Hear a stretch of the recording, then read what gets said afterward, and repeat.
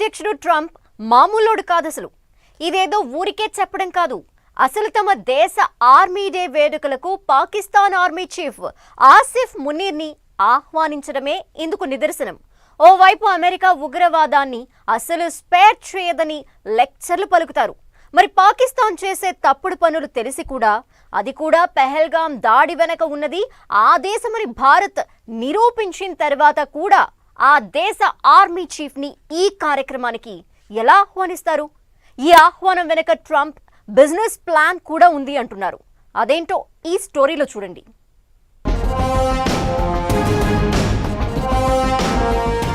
Trump double game. Army డేకి పాక్కి ఆహ్వానం.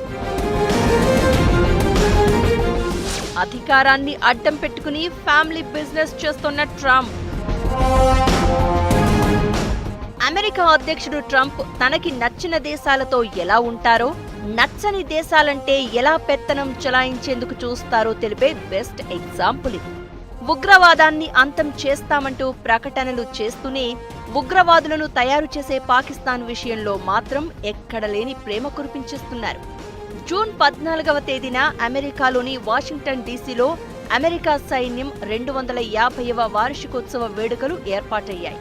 ఈ కార్యక్రమానికి అమెరికా సైన్యం పరేడ్కు పాకిస్తాన్ ఆర్మీ చీఫ్ అసీం మునీర్ను ప్రత్యేకంగా ఆహ్వానించింది అగ్రరాజ్యం. అదే రోజు జూన్ 14వ తేదీన అధ్యక్షుడు ట్రంప్ 79వ పుట్టినరోజు కావటం మరో విశేషం.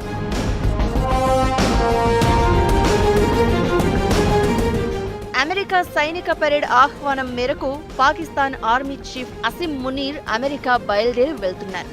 సైన్యం పరేడ్లో పాల్గొన్న తర్వాత పెంటగాన్ అధికారులతోనూ సమావేశం ఉందంటున్నారు.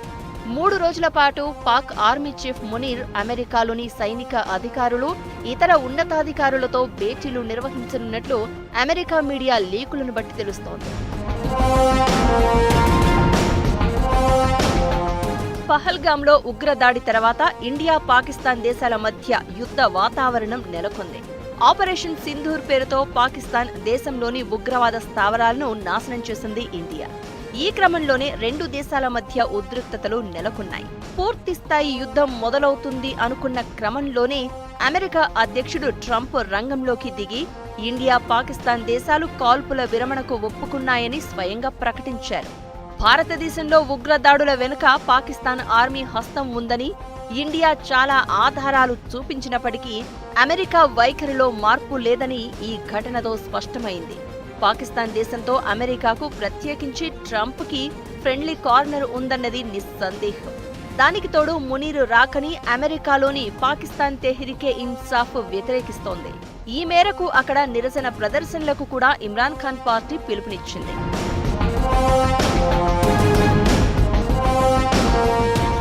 ఈ మధ్యనే ట్రంప్ కొడుకులకు సంబంధించిన క్రిప్టో బిజినెస్ లో పాక్ ప్రభుత్వం క్రిప్టో కౌన్సిల్ వాటా కలిసింది.